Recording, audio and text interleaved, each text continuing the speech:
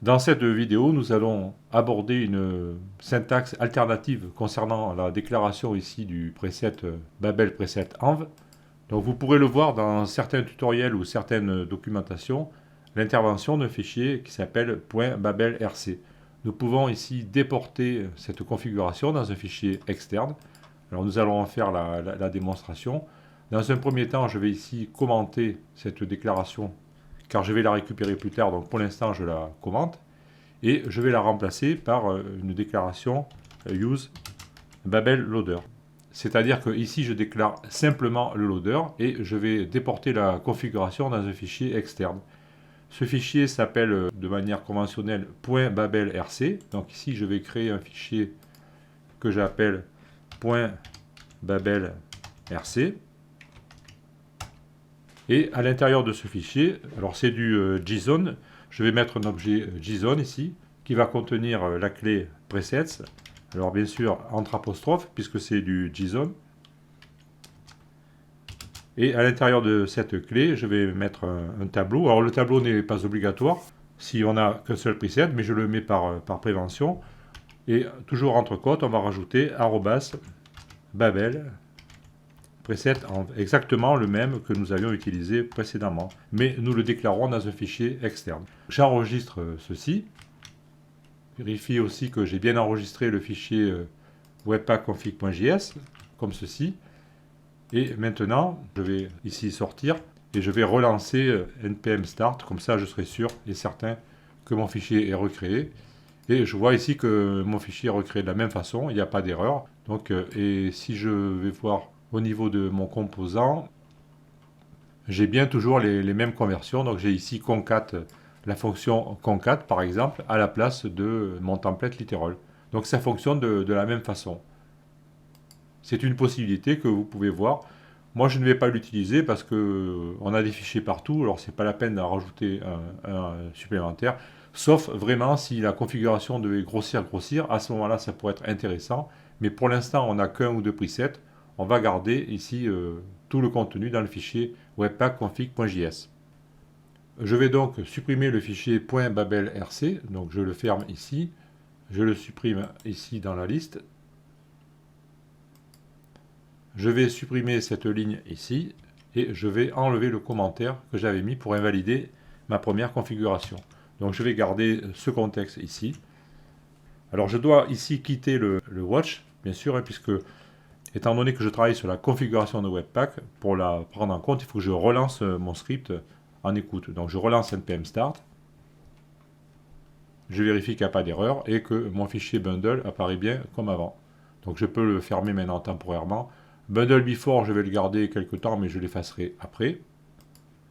Ensuite, il faut savoir que ici, au niveau de ce preset, nous avons la possibilité de lui rajouter des paramètres pour prendre en compte certaines versions de navigateur. Nous allons le faire. Alors pour faire ceci, je vais ici descendre ma ligne pour qu'on voit bien la structure, puisqu'il va falloir modifier légèrement. Donc ici, j'ai un tableau qui contient des presets. Alors je vous rappelle que ce tableau, ici le premier, avec ces deux crochets, n'est pas obligatoire, mais que je le mets en prévision. Par contre, maintenant, nous allons rajouter ici des options à ce preset. Donc, nous devons maintenant, lui, le faire figurer dans un tableau à son tour. Ici, je vais taper une paire de crochets. Donc, mon élément est dans un tableau maintenant. Je vais ici descendre sur une nouvelle ligne pour que ça soit plus lisible. Et maintenant, à la suite de mon preset, je vais rajouter donc une virgule. Et je vais rajouter un nouvel objet JavaScript, comme ceci. Et cet objet va contenir une clé targets. Alors là, c'est un élément JSON apparemment, puisque c'est entre guillemets. C'est la syntaxe qui est comme ça.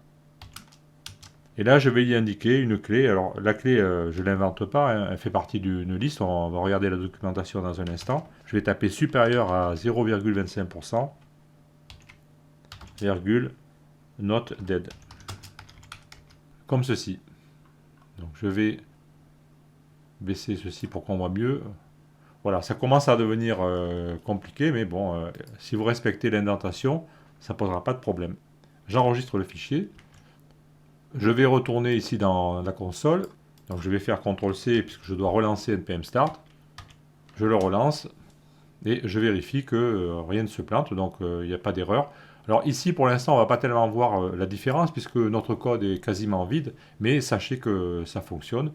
Si vous voulez avoir plus de précision sur le fonctionnement et la signification de ces listes, ici, il suffit de se positionner sur le site GitHub du package browser list. Alors browsers au pluriel, hein. Le lien c'est github.com/browserslist/browserslist. Donc là on va vous donner toutes les indications et ensuite nous avons toutes les listes possibles. Donc si vous voulez creuser, vous pouvez consulter cette documentation pour savoir ce qu'il faut employer en fonction d'un certain cas. Je retourne dans notre code. Et il faut savoir aussi que cette clé target avec les versions de navigateur, on peut, si on veut, la reporter de manière globale dans le fichier package.json, afin qu'elle ait une portée plus globale. C'est ce que nous allons faire ici.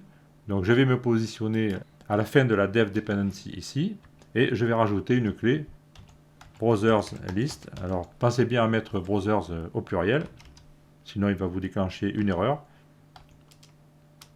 Et là, je lui mets un tableau, car il pourrait y avoir plusieurs listes. Et ici, je vais récupérer exactement la même liste que j'avais mise à l'intérieur du tableau. Et je vais la coller. J'enregistre le fichier package.json. Et ici, au niveau du fichier webpackconfig.js, je vais revenir comme c'était avant. C'est-à-dire que je vais récupérer cette clé ici, donc je fais CTRL-C, je vais effacer, alors là il ne faut pas se tromper, ce que j'avais mis là, et je vais la retourner ici comme avant. Donc je reviens à la situation antérieure. Mais je voulais vous montrer qu'on pouvait aussi mettre ce paramètre à l'intérieur de ce fichier. J'enregistre, je vais effectuer une nouvelle vérification ici en quittant le watch et en relançant npm start. Et je vérifie toujours que j'ai pas d'erreur. Car si j'avais une erreur, bien sûr, il me le ferait savoir. Je vais provoquer une erreur exprès pour voir ce qui se passe. Donc là, j'ai mis un crochet en plus. Maintenant, si je coupe et si je relance, ben, il va me dire erreur. Bon, il y a un problème, ça c'est évident. Donc pensez bien à chaque fois que vous faites une modification comme ça, de relancer le système pour vérifier que vous n'avez rien cassé et que tout fonctionne. Voilà, comme ceci. Et que vous avez toujours le fichier qui est créé correctement au niveau de dist. Voilà, notre bundle est toujours créé, il n'y a pas de problème. Nous venons de voir comment utiliser le contexte browsers list dans le cadre général, mais nous allons le resserrer au niveau de WordPress, puisque rappelez-vous que la finalité de ce tutoriel, c'est de créer un système pour construire des blocs Gutenberg avec WordPress et React. Donc je vais me positionner ici sur un site que j'ai ouvert au niveau du repository npm et nous allons étudier le package browserlist config. Ce package en fait est une spécialisation pour WordPress, c'est-à-dire que nous allons pouvoir cibler une liste de navigateurs en fonction de WordPress. Nous allons l'installer ici, alors je vais copier cette ligne, ça ira plus vite.